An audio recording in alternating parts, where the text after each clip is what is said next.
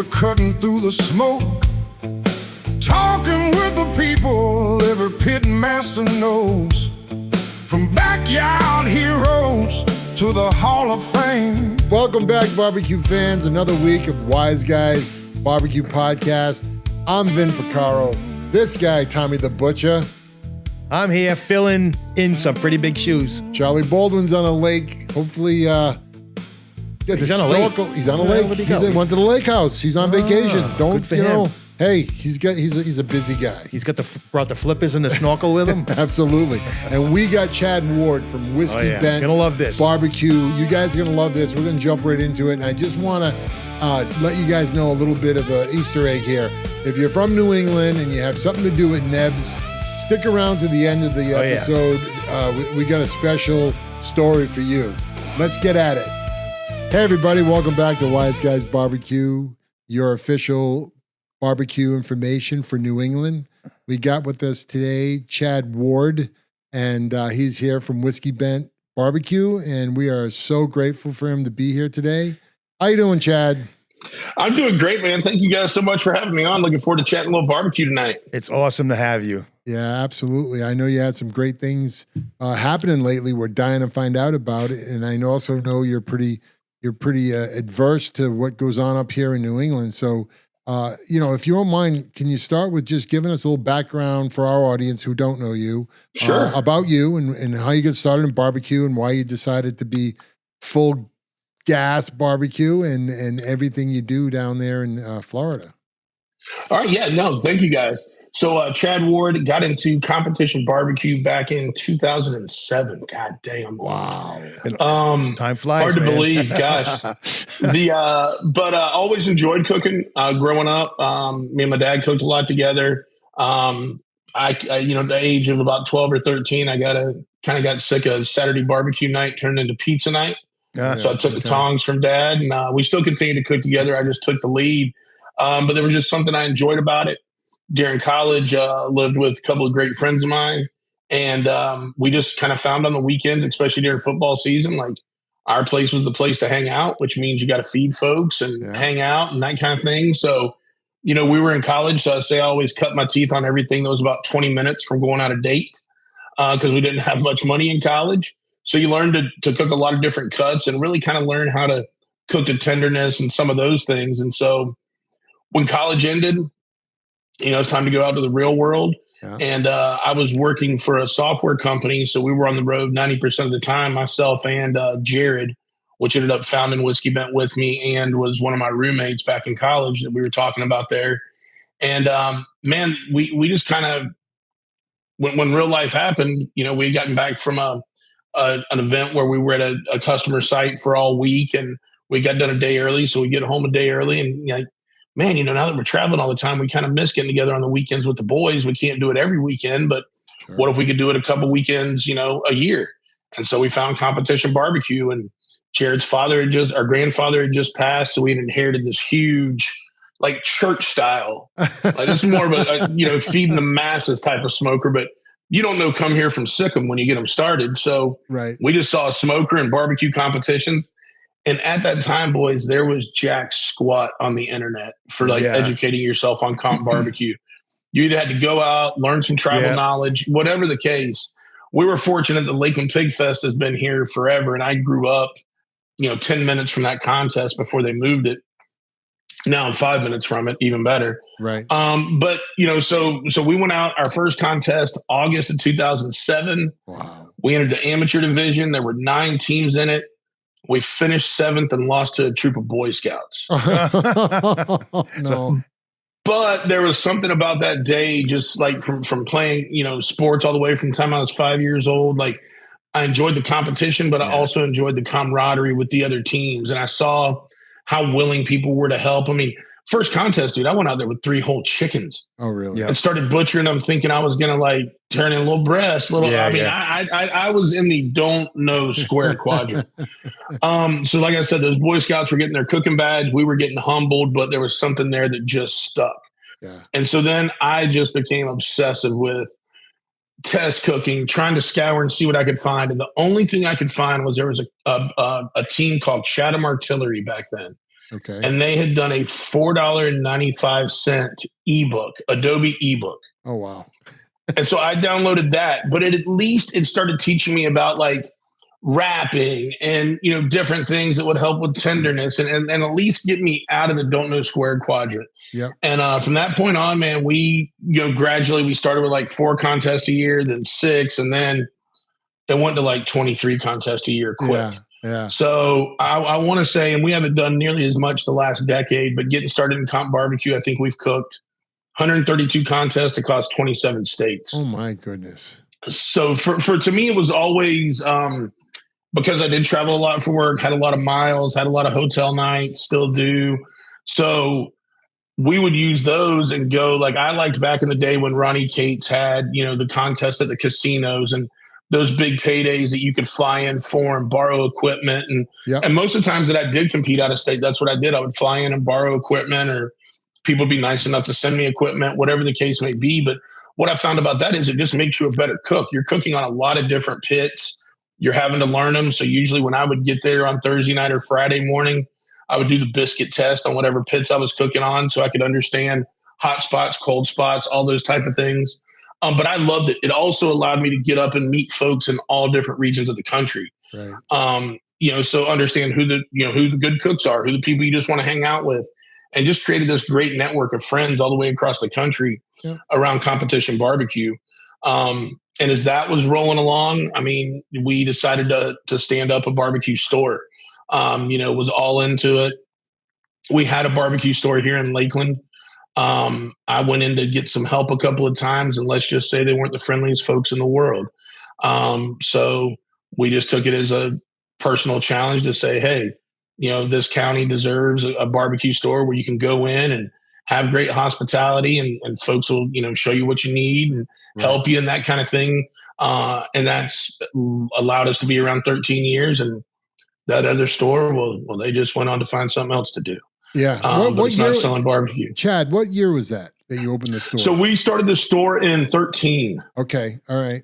That's great. So we actually have our 13-year anniversary coming around in September. Yeah. And we'll throw a big hootenanny at the store like we do every year. And it's a great time. But that store has evolved now from originally it was in 900 square feet. Yeah. And now with our store and manufacturing facility, we're just under 17,000. Oh, that's great. Wow. So you're manufacturing right in Lakeland as well? Yes, we are. So we got in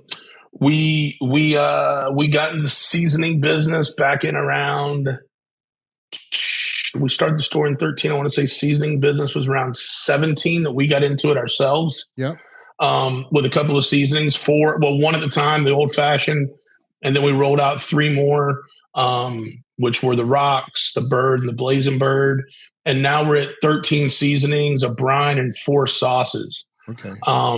Which has been amazing. We just got in the sauce business here in the last year. Where can our listeners find those online? Where can they pick those up? They can find them on Amazon. They can also find them at Whiskey Bent BBQ. And I know you guys are in the New England area, but for any folks in other parts of the country, we're chain wide with Academy. Okay. And we've just joined 2 big buying groups, NBS and Mid States. So we're going to start driving ourselves into more independent retail also. That's just something that means something to me. I've intentionally kind of stayed away from the huge grocery retailers and those type of things. I'm really fixed on wanting to have more of a legacy craft brand than just another brand on a shelf. And it means a lot to us. We're not looking for somebody to come snatch us up and buy the brand. It's something that, long after I'm dead and gone, I hope it's still alive and well. Yeah, getting to know you and watching you on TV, I find you and your personality to be more of a brand builder. Like that's important to you than just being an entrepreneurial cash out guy. You know what I mean? Which yes, is sir. Cool. And I'm sure that leads into everything you do with Traeger as well. But and thank you. That's quite the compliment, and I'm glad it comes through because it absolutely that's where it's at in my heart. Yeah, definitely. Yeah. We're watching today, and it's funny. Don't ever watch anything on YouTube with a tech editor because all you do is pick things apart. So we're watching and we're going through it, and I'm like, yeah, but look at the pacing. It's so much about the cook. It's so much about the ingredients. It's so refreshing, right? Because a lot of people, and I even tell some of our competition friends, like people get a little confused. especially people like, when maybe new to competition, last couple, 3 years, they seem like they have a process. They want to follow a process. And then when that process fails them, they're like, what's up? Why? How come? I don't understand. What do these judges want? They reflect every different way other than, hey, was your food good? How did your cook go? Like you were mentioning about learning how to cook on a bunch of different things with a bunch of different meats at times. Like it's not plug and play, right? You just can't have a process and expect it to be great. You got to work at it. Well, I got to say, and I'm sure I'll piss some people off when I say this, but I feel like a couple of things have happened from when I got into the competition game, and I'm not trying to sound like the old guy and it used to be better. It's just different now, right? Yeah. Like to me, we were, back then it was about cooking on different pits and learning different pits, just becoming a more well-rounded pit master. And now don't get me wrong. I mean, I had my spreadsheets and everything laid out to the 5-minute mark. Like, you want to plan for success, but what you can't do is crash and burn as soon as that timeline gets 10 minutes off. Sure. And I feel like, while I love the barbecue league and I think what it's done for people and cutting the learning curve, because we got to get more people to the hobby, right? Or else it's going to die. Exactly. And it is tough now, right? With cost and, everywhere in the country, you see, there's not as much sponsorship money. So contests are contracting. There's all these things that we're fighting to still get people into competition barbecue because none of us want to see that die. So I love the barbecue league for that. Right. What I don't love it for is, you can damn near walk out your trailer and look down the row and everybody cooking on a drum is turning their brisket at 10:25.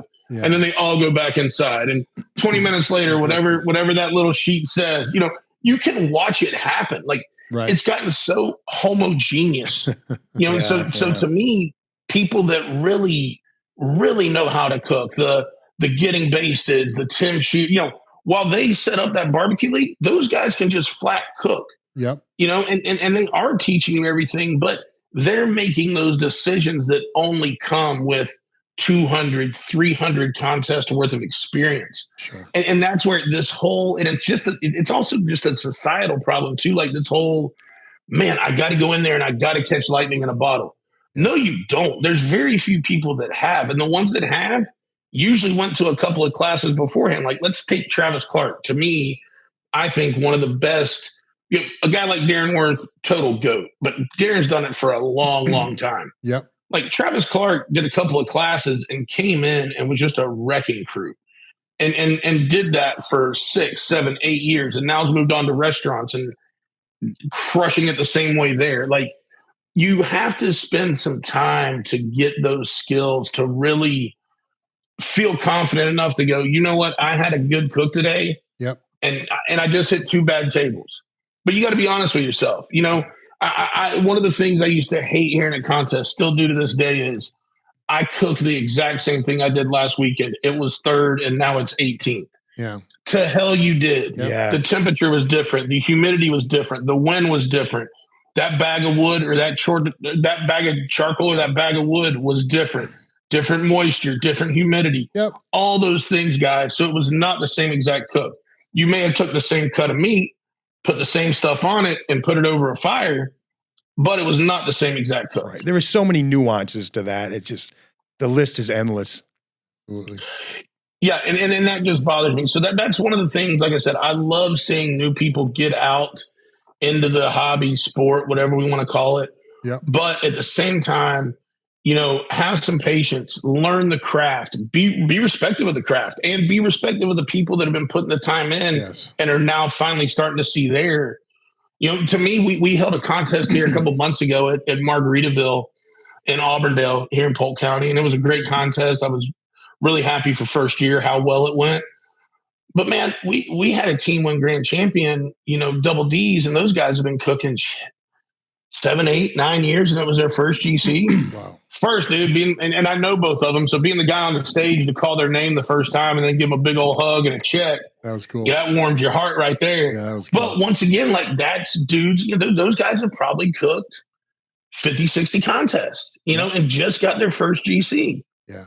I know for a fact that you're not only Chad Ward, the accomplished pitmaster, you're not only Chad Ward, the businessman, you have risen to become Chad Ward, the celebrity. And I want to go. I wouldn't go that far. Yeah. Well, I want to go back to 2013. You have appeared on television programs. You have made appearances. And I'd like to go back to 2013 to the Food Network's Chopped Grill Masters competition. You were there competing against 3 other grill masters. Can you tell us about that and what that experience was like for you and how you grew from that?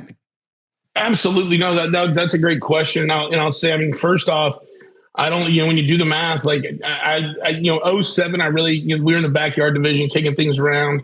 09, we cooked our first pro contest. So if you look, they casted that in like 2012 and then it aired in 13. So I was only like 2.5 years into, being a pro competition cook, if you will. And I think what helped me a lot was probably more, I had a little success, not as much compared to some of the others. But I think my personality helped a lot. And I think the willingness just to go out and just be raw. And if I fell on my face, I fell on my face, and I was fine with it. But a couple of things that were super cool to me about it was, one, it was the first time Chopped had ever been filmed outside the studio. Yeah.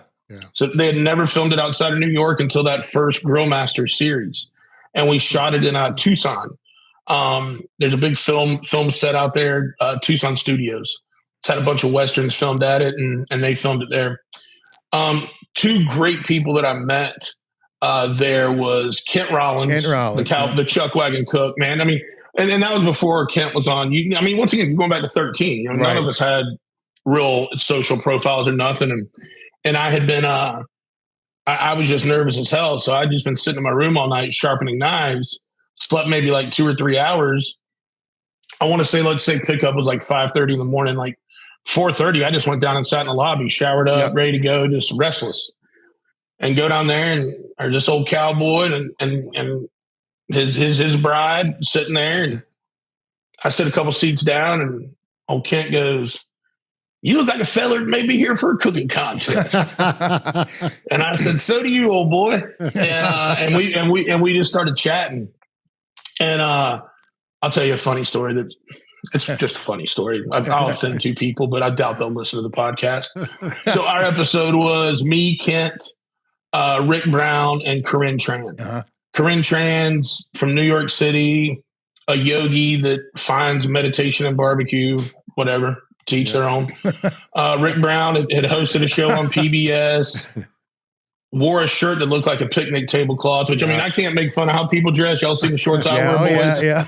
But I try to be a little more genuine than a red and white tablecloth.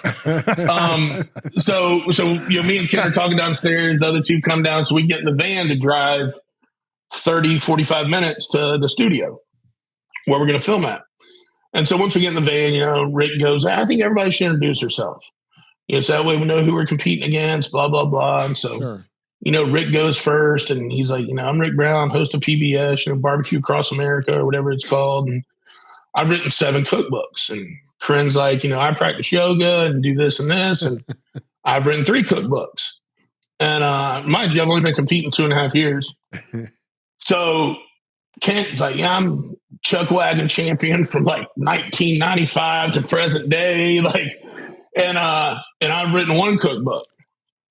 And I said, "Chad Ward, I'm Whiskey Bent BBQ. I've been competing 2.5 years. I've won blah, blah, blah. And I believe those that can do, and those that can't, well, they write cookbooks."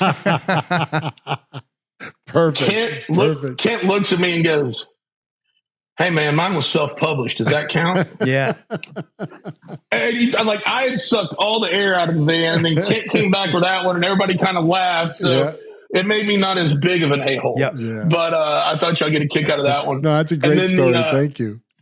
The second one was meeting Ernest Cervantes. So Ernest was on, I want to say, episode 1. Yeah. And because he had won, he just stayed at the hotel, right? Because they filmed episode 1 Monday. So what they do with that, if anybody's curious, so they'll bring you in like the morning, the day before. And then in that afternoon, before your next day when you compete, they go out and film your biopack. So, the whole thing they show right at the beginning, your 30-second intro, they film that. What they also film is they film your exit. Oh, Jesus. So they tell you on the first one, hey, do whatever you want to do. And then the second one, just walk straight. So the first one, I walk and I see this rock and I grab a rock and I said, if you go back and watch the episode, it's my walk off. Yeah. I throw it over my head. I'm kicking dirt. I'm grabbing other things and throwing them. And they're like, cut. They're like, Chad, we'll take that one. We're not even going to film the regular one. If you do get chopped, that's the one we're using. So when I get chopped, if you go back and watch it, it's a pretty funny walk off. But so Ernest was there because he was waiting to Friday for the finale. And I go down that night before I started sharpening knives in my room the night before. And I go down to the bar, walk outside. And Ernest is out there damn near lighting cigarettes, one off the other. And I'm like, Bud, like, what's going on? And he tells me this like soup. And he ended up telling the story on Chopped. But like, he had been going through it. Like, he had to sell his pit because the family needed money. His family needed money, this and that. So like, he was looking at, and that's one thing. I've been fortunate in life that I've never had to use like cooking to like get a resource or like I need this to happen to do this. Right. And just like the passion in which he was talking about it. Like, I'm just nervous, man, because I got a chance to fix everything right here Friday. Like, I win this $50,000. I am back. I get my pit back. Like he was so focused. And then to see, like, I always knew he was going to be great just because of his chef background and then his true love for barbecue. And he grew up around these flavors. He's passionate about those flavors. Like, to me, Ernest Cervantes has always been an amazing cook in my mind, way before the James Beard, way before the #1 Texas 50. But to see what he's done with it, like, to me, is so amazing. And I always go back to that conversation we had now, 13 years ago. Yeah. And I think about like that drive and discipline that he had. He has seen it all the way through. It's just simply amazing. Yeah, he's a pretty amazing guy. Passing it all on to his daughter now too, right? Yes, he is. Yeah. Chad, I've brought the receipts, and I'm going to prove to our viewers that you are in fact a celebrity. You have celebrities and sports figures lining up to get you to cook for them. Most notably, Jason Aldean, Ken Griffey Jr., Drew Brees, Zac Brown. But more importantly, just recently, you had 2 high-profile recording artists in Jelly Roll and Post Malone that sought your services to cook for them. Tell us about that. And we want to hear what you actually cooked for them. We'd like to hear about what the menu was. Sure. So the way all that started was when I started at Traeger. One thing that we've been very, and I just had my 10-year anniversary. What's today? 13th, 14th? Yeah. Today's the 50th. Yesterday was. Yep. Yesterday was my 10-year anniversary as an employee. I worked as a 1099 2 years before that. So about 12 years with Traeger. Wow. But one of the things when we were, if you think about it, back 10 years ago when I started, our whole goal was to build out this Traegerhood, this Traeger community. Yep. And I don't think anybody in the outdoor grilling space has beat us in the social media community aspect. I mean, I think we kind of set the bar and we've held it high. And one of the things that meant something to me was I wanted to be able to take the coolest things about the brand and just get more people to talk about it. So what I found as a little niche was, hey, these guys go out on tour for 3-4 months at a time. There's no better taste at home to a country music artist than barbecue. Right. So let me find a couple of dates in the middle of their travel schedule and see if we can go out and cook for them. That's awesome. And Traeger was always about investing in it. You spend a couple of grand getting out and cooking for somebody high profile. Once again, all you're wanting them to do is just talk about the experience. To me, it's just true earned media, right. True earned word of mouth. And so that's really how it all started. Got a chance. Jason Aldean was one of the first ones. And then those guys get to talking and you get known as like somebody trusted. If you guys ever watch, you're like, you don't see me going out and hey, I just got done cooking for you. Can I put my arm around you and get a picture? I would rather have the stories and relationships than try to show some kind of, flex on social. That's just the way I'm wired. I like the fact that every time Brantley Gilbert fires up his grill, he sends me a picture. Yeah. Hey, what do you think? This and that. Like, to me, that's what means something, not, some post. And I think that comes through to the guys too. So it's just kind of morphed since then. And so the two that I'm really excited about is, so Griffey, like that one was, Traeger just said, hey, Ken Griffey wants we're going to send Ken a grill. Would you like me to send it down to he lives 45 minutes away from you. Do you want me to send it to your store, build it, and deliver it to him? I'm like, hell yeah. Yeah. That's the GOAT, dude, for sure. And so the funny part was, so, my guy that works with me calls him and says, hey, yeah, Chad's going to deliver it this date, blah, blah, blah. Well, those, when I'm going out for the first time, I always keep them to an hour. I take chicken and salmon, already seasoned, ready to go. Yep. Pit's already burnt in. So literally we get it to their spot out back. We plug it in, we fire it up. I throw some chicken and salmon on them, walk it through, and I'm usually in and out in an hour. Just want to be good stewards of their time, right? Yeah. So we get it, and I start putting my stuff together, and Ken's like, whoa, bud. Like, seem like you're in a little bit of a hurry. And I'm like, man, I'm just trying to, be cognizant of your time. Like, I know you may only have an hour, so I just want to make sure we get here. No. He goes, dude, I've got like $600 worth of Snake River Farm steaks and shit in my fridge. He's like, I gave my wife some money, told her to go shopping all day. Like, I figured like we're just gonna like hang get out after it. And I'm like, dude, don't threaten me with a good time. I'm in. And so we end up spending damn near the whole day together. Nice. Awesome. and just had a great time. And he loves cooking. So we cooked all the side. I mean, we ended up whipping up, like, he had to start calling people because it's like, hey, dude, we've got a dinner for like 13 of us and there's only 3 here. Yeah. Like, we got to do something.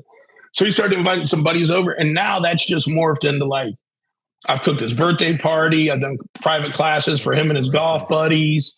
We were at the Indianapolis 500 together when he was the pace car driver. Like, just so many cool things. And now we're coming out with a collab seasoning together that will hopefully be dropping here in the next 2-3 months. Where we may try to drop it right around the start of MLB playoffs. So we're close. We're just finalizing the label and a couple things, but the it's going to be kind of more of a Cajun because that's what he likes, kind of a Cajun all-purpose if you think about it. Okay. But delicious seasoning. And me and Brantley Gilbert are doing the same thing. We're coming out with 2 seasonings, more of a barbecue seasoning than what we're calling a bold seasoning. Don't really feel like anybody addresses the hunting market. Me and Brantley have done some hunting together. And we just want to kind of, so the bold one's going to be really more red meat and hunting focused, whereas the barbecue will be great on chicken, ribs, veggies, those kind of things. And we're looking at dropping that one around the beginning of hunting season. So September, October. So that's what's cool to me is when you see those relationships, kind of more friendships, right? More friend relationships. And then they trust me enough to put together a bang up seasoning and plan for them. And then we get to take it to market together. To me, that's really awesome. And I enjoy it. As far as usually the menus backstage. So tenderloin's pretty popular. I like that too, because I can smoke it, cambro it, and then I don't have to worry about taking a smoker and a griddle. I can just take a griddle with me. Quick. Yeah. Yep. So then I can just take a griddle with me, finish, sear it, brings it back up to temp. Works perfect there. We usually do some kind of fish. If we're doing it here in Florida, I usually like to do grouper. If we're doing it somewhere else, we usually do salmon. Most of those guys, they don't want a lot of the heavy, creamy side dishes, so we keep it pretty lean protein and good vegetables because usually they're either going on or they're coming. Either we're serving before the show or after the show, and nobody wants a big old, some kind of casserole side or something like that. So we, it's usually those cleaner flavors, especially like jelly. He's eating so clean right now. But I'll tell you, the one that throws an absolute party is Post. Yeah. Post always wants you to cook after the show, and you're going to cook till, usually between, he's always told me serve food from 11 to 1, but don't plan on getting out of here before 3 a.m. But one of the nicest, kindest souls you'll ever meet. Post Malone, just a very, I got to cook for him for the first time in Salt Lake in 24 when he was opening the tour there, and spent 15, 20 minutes talking to me. Yeah. Calls me the next day, thanks me. Nice. Stayed in touch since. Going to try to get up there and do a class for him and his dad at his place in Utah. And he's got he bought that Slickhorn Ranch, and that beef, I served some of it this past weekend at a ranch in New Mexico. It is really good. Wow. That relationship with Traeger, right? Is it, you're teaching them at this point, or do they give you, an agenda for the year that they want to kind of impose on you? How does that work? How's the creativity work back and forth with you guys? Sure. So we'll I'll tell you a little bit of that story, how I ended up there if you guys want to hear. Yeah, Sure, I do. absolutely. Yeah. So I was, I had the store at this time, hadn't been open too terribly long. We had just moved from our small location downtown to our second location, which was like 4,000 square feet. So that was 4 times bigger. Like we were jumping up. That's a good sign. Yeah. And so I'd seen where Traeger gotten bought. And so I was like, oh man. So Jeremy Andrews and this venture capital group bought it, did some research on Jeremy, saw that he was from Skull Candy and had helped that brand blow up. And was familiar with VC because after I worked at Publix, I did an SAP install when I was at Publix right after college. Okay. Then that led me into going into the software business. So when I was in the software business, I worked at 3 startups and 1 turnaround. So I knew VC pretty well too because of the startups, Sure. venture capital. So I'm like, oh, this is interesting, barbecue and venture capital. And I'd always felt like Traeger was very poorly managed. Uh-huh. I was cooking on another pellet grill at the time, and I loved cooking on pellets. And I'm like, man, how did the 800-pound gorilla lose this market? You know what I mean? And when you go back and you look at so there was Joe Traeger that obviously invented, owned it, and then he sold it to a VC firm. Okay. And I always say there's 2 types of VC firms. There's VC firms that want to pour in money, blow you up, increase the valuation, and get out. Yeah. Or there's VCs that see something and go, well, I'm going to pick this sumbitch down to the bones and leave the carcass. Yeah. And that's who Joe sold it to. So this guy goes and he opens mall kiosk and starts competing against his competitors. He starts running smoking hot pellet deals online, which for a dealer, man, the pellet's where it's at. That's what gets people back into your store. Yeah. You sell the grill once, you sell the pellet, hopefully once a week. You get people wanting to cook and, so just cutting everybody's legs out from under them. So nobody wanted to work with them. When Jeremy and them were doing due diligence, they noticed that. So they buy the company. I literally send in a cold email to sales@traeger.com. Hey guys, Chad Ward here. Here's who I am. I've got a store down in Lakeland. Curious about what you guys are doing. Read a couple of articles. Here's a couple of things where I think you could improve the brand. Once again, it's like any other opinion, take it or leave it. Right. Hey, if you guys want to get an idea who I am, I have this podcast on Tuesday nights, 7 to 9, called Whiskey Bent in the Pit. Check it out. Back in the days when I was doing the podcast every Tuesday before Rempy's show. Okay. And so sure enough, this thing gets routed around. That was on a Monday. This thing gets routed around. Well, Tuesday afternoon, it ends up on the VP of sales in his inbox. Little did I know probably while I was typing that email, they were having a conversation in Oregon saying, hey, we bought this barbecue company and we have no real barbecue personality to help us out. Oh, wow. So then they get this email and they watch, and I think it ended up being a night where couldn't have worked out better. I think I had Myron and Tuffy on for a 2-hour show. Wow. And man, back in those days, I had a co-host and his job was co-hosting and keeping my cup full of Crown and Diet. And so the Traeger guys were like, dude, we were trying to figure out if you were going to drink a whole handle in 2 hours. You were going, bro. And they're like, but we just loved the conversation. We loved how it flowed. We loved how it went. And so they say, hey, is there any way we can? So they watch this that Tuesday night. Wednesday morning, I get a call from Denny Bruce, Senior Vice President of Sales and Marketing. Yeah. Great guy. And dear friend still to this day. Denny Bruce changed my life. I love that guy. And he goes, hey, come down to Florida next week. I want to come to I'm doing store visits. I want to come to your store and I want to chat, see how we can work together. And so he comes in 4:30 in the afternoon carrying 2 bottles of High West. And he walks in and he goes, I've been touring stores all day and I finally walked into a fucking barbecue store. Look at this place. And I'm like, dude, you walked in with High West and you gave me a compliment. We're taking this thing to the moon. Yeah. And so sure enough, we have a conversation. He sends me some grills. He sent me every model of grill because I wanted to tell him I had faith in the brand. Yeah. And I cooked on every model of grill they had at the time. I think it was 5 at that time. And called him back 3 weeks later and said, hey, man, let's figure out how to do this. And so I was in the middle of an exit from another software company.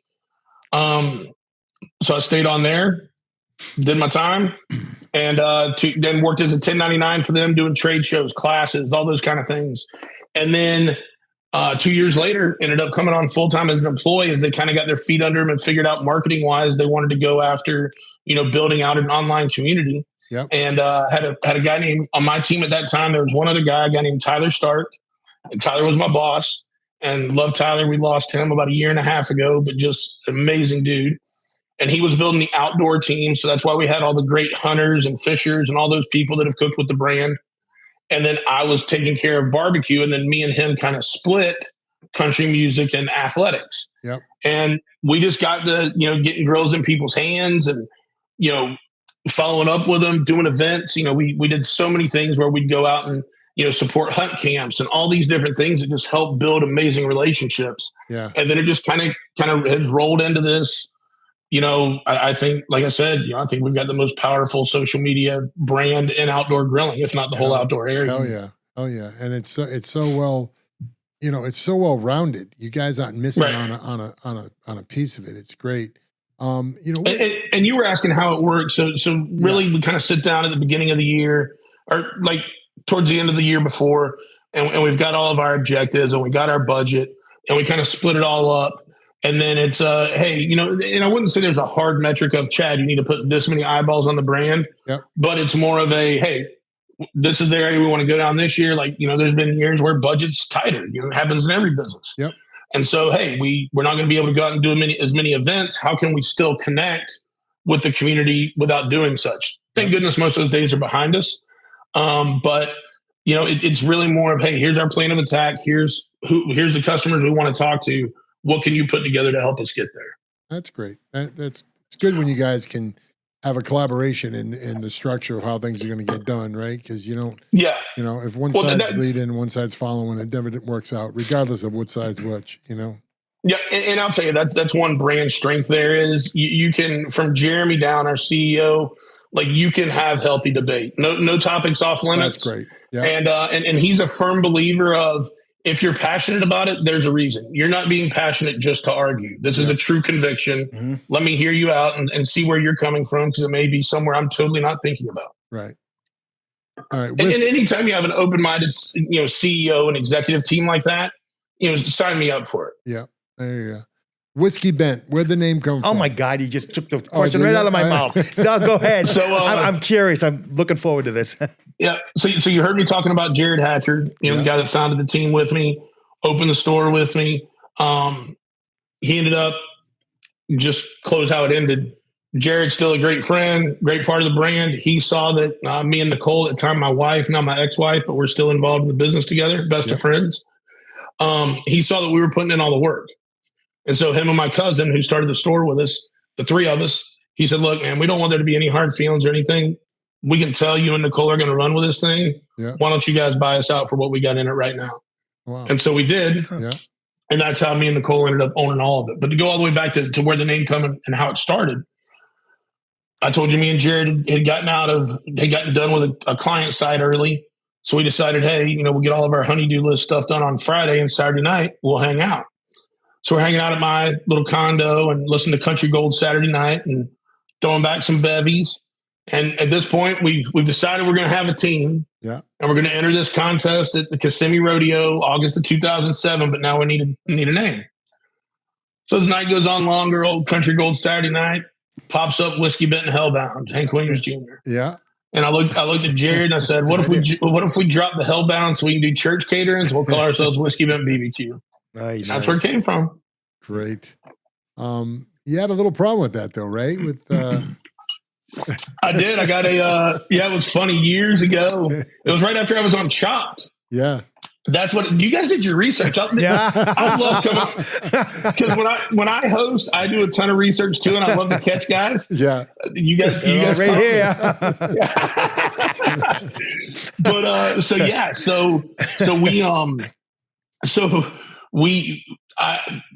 I had made, and we only at this time sold shirts at like Pigfest one time a year. And if we had leftovers, we'd take them around to the next couple contests and we got rid of them. Right. So I end up wearing this huge, they always say, if you get an opportunity, make it as big as possible. So when I was on that Chop show, that Property of Whiskey Bent logo took up like and this chest and back's like a damn billboard. So, I thought I was putting on for the city. And so maybe like 3 weeks after the episode airs, I'm still in the software business and I'm at a trade show in New York City. Yep. Just getting off the sales floor. There's a big apparel conference in January. And sure enough, I pick up the phone and it's like, hey, this is so-and-so, legal counsel of Brown Foreman.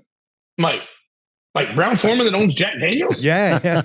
Like, yeah. And I'm like, what do you guys want with me? Like, well, we wanted to let you know our VP of legal is a really big fan of Chopped. Yeah. Oh, wow. And I go, okay, well, what did I do wrong? Literally, I paid a guy in town $175 to come up with that logo. Yeah. Yeah. It's back before Fiverr, all that, right? So I'm thinking nothing about it. And like, well, we wanted to let you know the scrolls on that logo are direct copyright. Those are our scrolls off of the little white squigglies. Yeah, unbelievable. Those are our little white squigglies off of a Jack Daniels bottle. Unreal. And I'm like, all right, are you guys serious?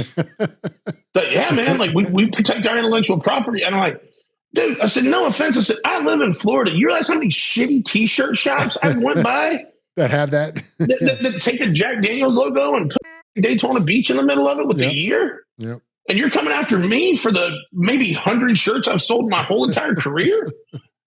It's crazy. Yeah, we are. Here's what you need to do, this and that. And I was like, fine, I'll just create a whole new logo. I'm not married to it, not that big a deal. But yeah, I did get a cease and desist from Jack Daniels. That son of a bitch is framed up there in my office. Oh, good. That's what I would have done with it. Good for you. Oh boy, they sent it on the official. Like, I don't know if you've ever received an invitation to the Jack. Yeah. Yeah. Well, it's that same nice letterhead, the whole 9 yards, man. Yep. That's a nice piece. Yeah. Yeah. That's great. So what's in the future for Chad Ward and Whiskey Bent BBQ? What do you got planned? What's up? What's coming up? Man, I will tell you the future is bright. Obviously all the great things going on with Traeger, that's still, right at the forefront in the middle of it. From a Whiskey Bent point of view, I talked about, we have the collab rubs coming out. We've got, you're going to see us doing a lot more in the hunting and fishing market, as far as in retailers there. I feel like it's a really underserviced market. Where you can go into your local gun or hunting shop and find, Whiskey Bent on the shelf, those kind of things. And plus I like working with those small independents too, to kind of come up with some cool contests and things that we can do. Also going to see us more on the, like Fleet Farm. We just went into all of their doors. So looking more at the hardware and the outdoor places. We like those spots. Those work out well for us too. So we're looking at expanding there. We working with about 20 brands right now on the co-packing side of things, between sauces and seasonings. Old Bobby T, one of not too far from you guys over in PA, he just won Barbecue Brawl. Yep. We do all of his co-packing down here. A lot of guys, King's Barbecue, Ryan, he has all of his stuff co-packed by us. A lot of great folks that we're working with, and we want to continue to add more. That's a real fun part to us. But I would say that, like, the retail expansion on our products and then helping other brands expand their retail. Wow. Something a lot of people don't know is Jim Elser from Sweet Smoke Q used to also co-pack. And here, a little less than a year ago, we decided to combine on the co-packing side. So Jim came over to us and he runs all of our manufacturing operations. And us working together is so cool because me and Jim came up in competition barbecue together here in Polk County. So now getting to see each other every day that I'm in town and those type of things are awesome. And then another thing that I've really been getting a lot of enjoyment out of is kind of the private chefing or private cooks. Oh, yeah. Like I was just on a ranch, 49,000 acre ranch in New Mexico, cooking for some pretty high end clients. And it was just an amazing time. And I enjoy it because it's a small group. Yep. It's not just cooking and putting on the table. It's storytelling. It's being part of the experience. And to me, that's where we're going to continue to focus and go is, you can always get price shopped on products. You can never get price shopped on experience. Exactly. So always leave people with, a great lesson. We love teaching and hopefully getting back out more and teaching across the country, not just at our store, but those things where I can connect with people that love barbecue and our consumers. Like that's where we're going, and we're going to continue to put out the quality products to back it up. That's great. That's awesome. I mean, so 20 years from now, what do you want people to remember the most about you? I know it's a canned question, but for me, it's a super question because you got so many different facets to how you build your brands and your relationships and your teams, what do you want them to remember the most?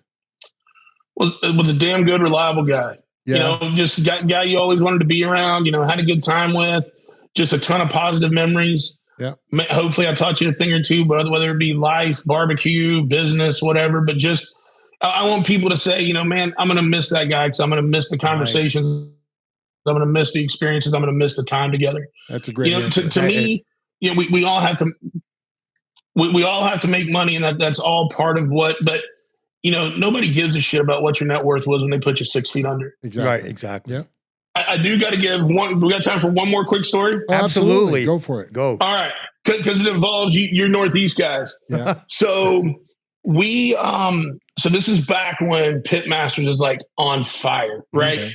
Okay. And we're cooking pretty well. And me and my buddy Matt Van, Matt was very influential when I was getting started in competition barbecue too. He's up in Cleveland. He's a really successful business guy too, but Van's a hoot. Me and Van together, it's a real good time. Yeah. But me and Van were also very, like, we would just do this shit like Tuesday. Contest is on Friday. Yeah. Tuesday, I call him up and I'm like, hey, dude, what do you think about us going to Rochester? Oh. Like Rock City, let's go. You want to see if we can get in Rock City Rib Fest? And he's like, yeah, bro, fuck, let's see if we can do it. I'm like, I'll fly into Cleveland. I'll fly into Cleveland. We'll throw the 3 pellet grills in your box truck, your 12-foot box truck. Yeah. And we'll drive that sumbitch to Rochester and cook this contest. And I think it was a Memorial Day weekend too. And so he's like, yeah, man, let's do it. So now it comes out, Whiskey Bent's coming in 3 days out to cook Rock City. Oh, Jesus. And so then people start going, oh my God, is Pitmasters coming? Like, they wouldn't be coming this late. Man. Are they going to come film an episode? Yeah, yeah. So like we pull in and there's nobody else behind us, but you can see all the other competitors looking like. Yeah, yeah. So then people kind of start coming over, and we'd never cooked up there before, you know, but people knew of us from the podcast and this and that. So like, so man, what are you guys here? Why are you guys here? Like, I just want to cook the contest. Like, that's all. You don't want to come up here and see what it's about. Had the holiday weekend off, blah, blah, blah. And so we didn't sign up for any of the Neb stuff because we weren't aware of it. Right. And I'm glad I didn't, because then I just got to walk around and like watch all the other guys like whip up like Damn Dip. I don't know if Damn Dip is still a thing up there. No. This guy would make this. Know it of it. Yeah, he would make this huge skillet of this just like dip.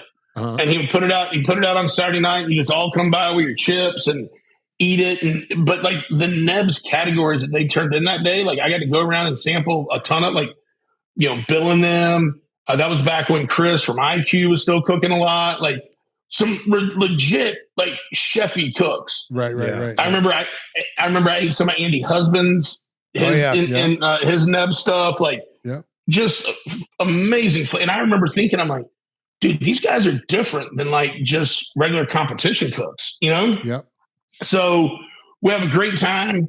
We get to awards. And the one thing that's always hard, man, there's nothing worse than flying 1,200 miles, driving shit 300 miles and get your ass shut out. So there we are. No call chicken, no call ribs, no call pork, no call brisket. Oh, man. I'm like, oh, and I start joking around. I'm like, dude, they were all 11th place. Don't worry. All 11th place.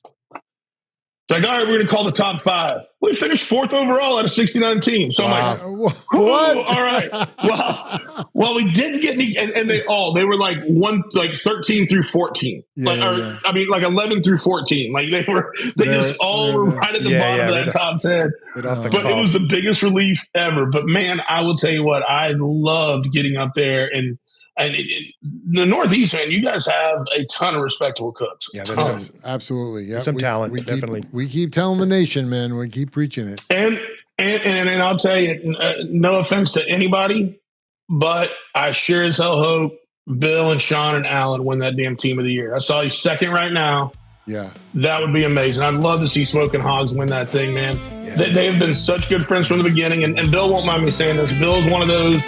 Bill, Luke Darnell, one of those handful of friends that I can call up and go, boys, you know, I only cook one contest a year these days, Pig Fest. Yeah. And I know both y'all are coming down here and probably going to kick my teeth in. Yeah.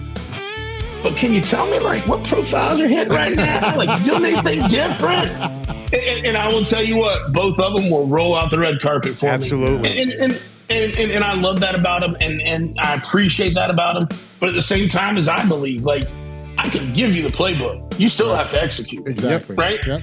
Bill tells us all the time. You can take my class, you can take my rubs, and you can take my schedule, but you still got to outcook me, you know? And he's just advice.